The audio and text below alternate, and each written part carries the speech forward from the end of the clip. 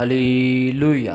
सुबह की शुरुआत खुदावन के साथ आप सभी को खुदावन के मीठे और पवित्र नाम से जय मसीह की। हालेलुया। धन्यवाद धन्यवाद मेरे प्यारे प्रभु जी, महान खुदा सेनाओं की यहोवा, हम आपका धन्यवाद करते हैं कि आपने हमसे वादा किया कि मैं तुमको एक सहायक और पवित्र आत्मा को दूंगा। कहा है प्रभु जी, आज खुदावन हमें उसी सहायक उसी पवित्र आत्मा को दीजिए मेरे प्यारे प्रभु जी, ताकि हम आहें भर भर कर बयान से बाहर होकर आपसे विनती कर सके मेरे प्यारे प्रभु जी, क्योंकि हम नहीं जानते कि हमें किस रीति से आपकी विनती करना चाहिए। क्योंकि जब आपका पवित्र आत्मा आएगा तो फिर हमको सत्य की बातों को और भेदों की बातें को बतलाएगा। कहा है मेरे प्यारे प्रभु जी, आज हमें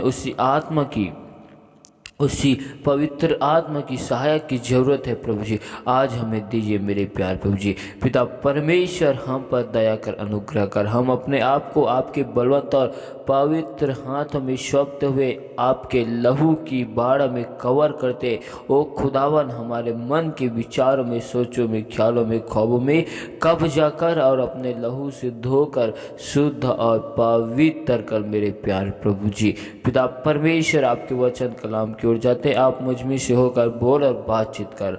हम सारी महिमा गौरव जलाल आपको देते हुए इस दुआ को यीशु मसीह के नाम से मांगते, आमीन। Hallelujah hallelujah. तो आइए हम परमेश्वर की जीवित और वचन कलाम की ओर जाते, तो आप हमारे साथ निर्गमन की किताब 1 अध्याय का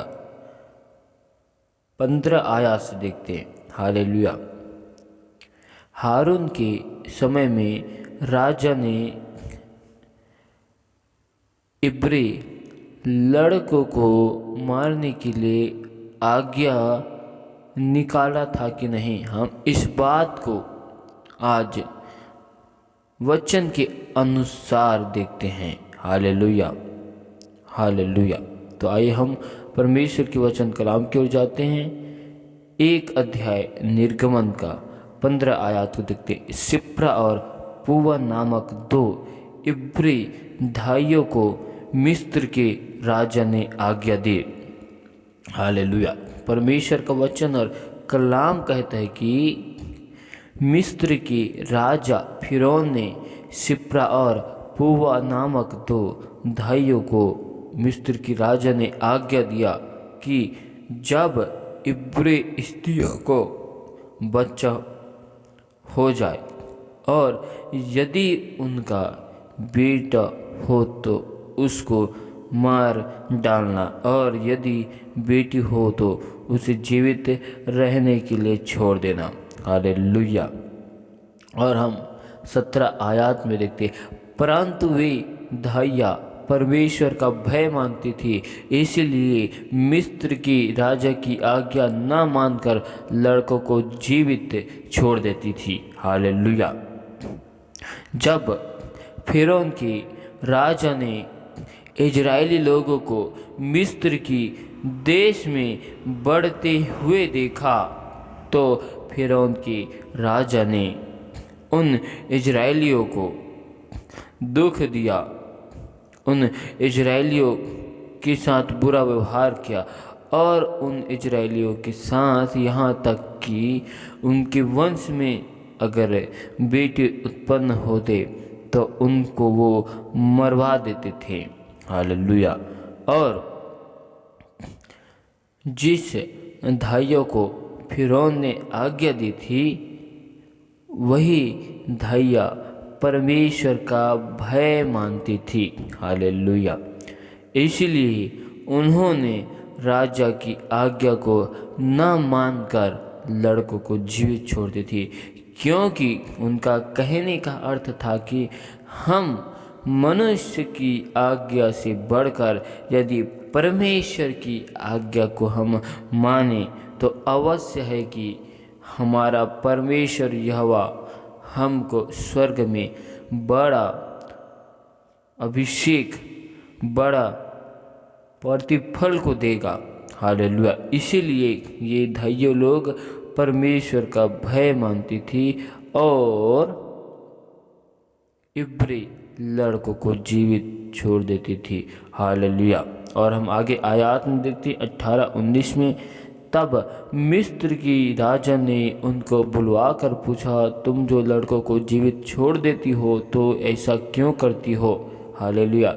भाइयों ने फिरौन को उत्तर दिया, इब्री स्त्रियाँ मिस्री स्त्रियों के समान नहीं, वे ऐसी फुर्तीली है कि धाइयों के पहुँचने से पहले ही उनको बच्चा उत्पन्न हो जाता है।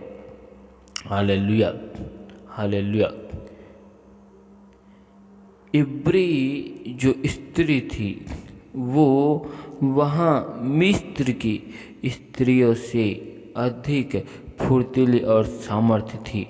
धाइयों के पहुँचने से पहले ही वो इब्री स्त्री अपनी बेटे को जन्म देती थी और ये सब घटनाओं को धाइया लोग देखती थी और ये धाइया परमेश्वर का भय मानती थी, परमेश्वर की आवाज़ को सुनती थी, परमेश्वर के साथ में चलती थी।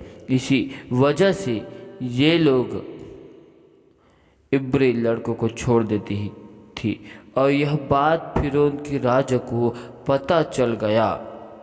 हालेलुया।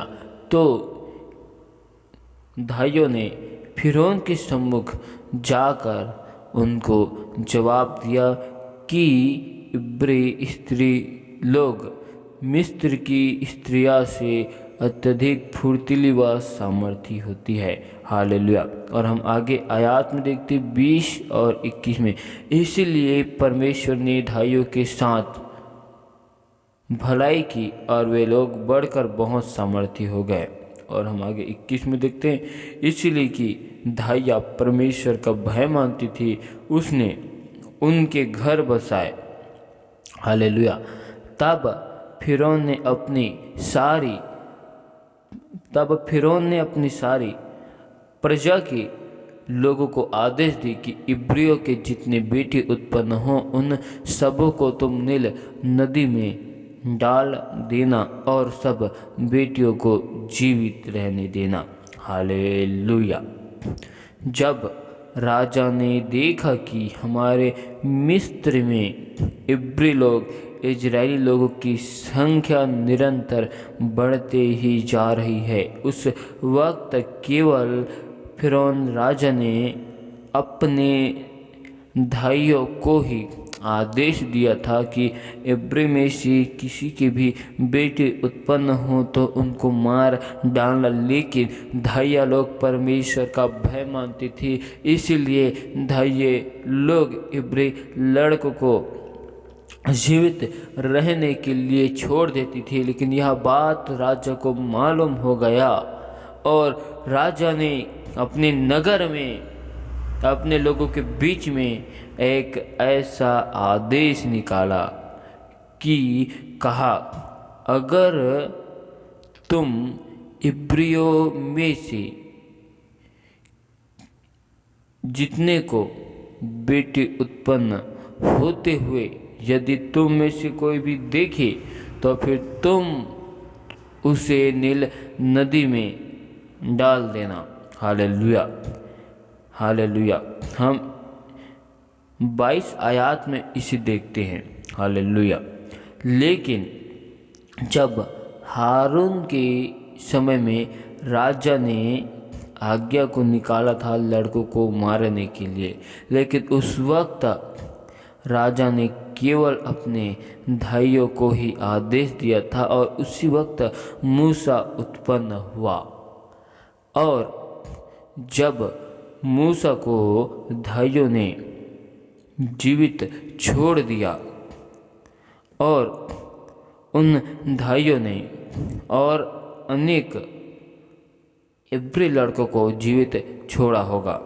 इसी वजह से जब राजा को पता चल गया, मालूम हुआ कि ऐसी कौन सी वजह है जिसकी वजह से ये धाइयों लोग इब्री लड़कों को जीवित छोड़ती है, जीवित रहने के लिए छोड़ देती है। जब उन लोगों से पूछा गया तो धाइयों ने फिरौन राजा को सारी घटनाओं का वर्णन किया और उसके बाद इजरायलियों की संख्या उस देश में बढ़ गई और बहुत सामर्थ्य हो गए। जब राजा को गुस्सा आया तो उन्होंने अपने नगर के लोगों को, सेनापति को, अपने सारे लोगों को आदेश दे दिया कि इब्री में से जिस किसी को भी अब लड़का उत्पन्न हो उसको मार दिया जाए। लेकिन हम बाइबल में देखते हैं कि मूसा का जब जन्म हुआ उस वक्त, उस समय राजा ने अपने नगर के अपने सभी लोगों को आदेश दे दिया था। इसी वजह से मूसा के माता पिता ने मूसा को केवल 3 महीने तक ही छिपा कर रखा और उसे ज़्यादा उसे छिपा कर रखने में असमर्थ रहे। लेकिन जब मूसा के माता पिता ने हारून को जन्म दिया, उस वक्त अगर हम वचन के अनुसार देखते हैं तो सिप्रा और पुआ नामक 2 इब्री भाइयों को केवल राजा ने ही आदेश दिया था। और मूसा को जीवित छोड़ने के बाद, हालेलुया, हारून को जीवित छोड़ने के बाद यदि हम देखते हैं कि मूसा के समय में, मूसा के जन्म से पहले अगर हम देखते हैं कि राजा ने अपने नगर के सभी लोगों को आदेश दे दिया। इसी वजह से मूसा का जन्म हुआ तो उसे छुपाना पड़ गया। हालेलुया। हम इन वचनों के द्वारा, हम इन कलाम के द्वारा इसी बात को सीखते हैं और देखते हैं कि राजा ने हारून के समय में केवल इब्री भाइयों को ही आदेश दिया, लेकिन मूसा के समय में राजा ने अपने सारे नगर के अपने लोगों को आदेश दे दिया। हालेलुया। इसी वजह से मूसा को उसके माता पिता 3 महीने तक छिपा कर रखे और उनसे ज़्यादा उन्हें छिपा कर नहीं रख सकी, क्योंकि उस वक्त अगर राजा को पता चल जाता, राजा को मालूम हो जाता तो राजा मूसा को भी मरवा देते। Hallelujah, hallelujah. हम इन घटनाओं से, वचनों से एक ही बात को सीखते हैं, देखते हैं कि मूसा के समय में राजा ने अपने सारी लोगों को आदेश दिया था, लेकिन हारून के समय में राजा ने केवल भाइयों को ही आदेश दिया था। हालेलुया। इसी वजह से हारून जीवित है और हारून मूसा से बड़ा है। हालेलुया। हारून अपने घर में सबसे बड़ा है, मूसा छोटा है। हालेलुया। और हम एक आयत को इसी में देखें कि 20 में 21 में, इसीलिए परमेश्वर ने भाइयों के साथ भलाई की और वे लोग बढ़कर बहुत सामर्थी हो गए। हालेलुया। परमेश्वर यहोवा खुदावंद ने भाइयों के साथ भलाई को किया। हालेलुया। और हम 21 में देखते हैं, इसलिए कि धाइया परमेश्वर का भय मानती थी, उसने उनके घर बसाए। इसमें घर बसाने का अर्थ है कि परमेश्वर ने इब्री भाइयों का, इब्री लोगों के साथ विवाह करवा दिया, इसलिए उन इब्री भाइयों का भी घर बस गया। Hallelujah, hallelujah. हम इन वचनों में कलाम के द्वारा देखे हैं, सीखे हैं कि फिरौन ने हारून के समय में किस रीति से अपने आदेश को निकाला और मूसा के समय में फिरौन राजा ने किस आदेश को निकाला और किसका उपयोग किया। हालेलुया। परमेश्वर खुदावन इन वचनों के द्वारा आप सभी को बहुतायत की आशीष दे। आमीन। हालेलुया। धन्यवाद धन्यवाद धन्यवाद मेरे प्यारे प्रभु जी, महान खुदा, बादशाह के बादशाह, अद्भुत कार्य करने वाले, विलम्ब से कोप करने वाले, सर्वशक्तिमान मेरे परमेश्वर, मैं आपका धन्यवाद करता हूँ, तारीफ स्तुति प्रशंसा करता हूँ, बड़ाई करता हूँ, क्योंकि आप हमारे महान परमेश्वर, महान खुदा हो प्रभु जी।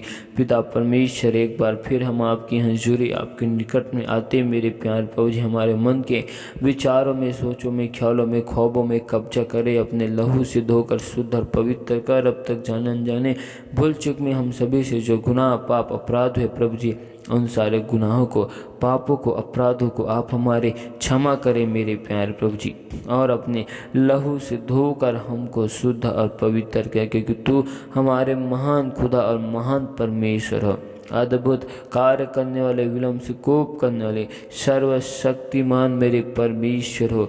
मैं आपका धन्यवाद करता हूँ, तारीफ स्तुति प्रशंसा करता हूँ मेरे प्यारे प्रभु जी।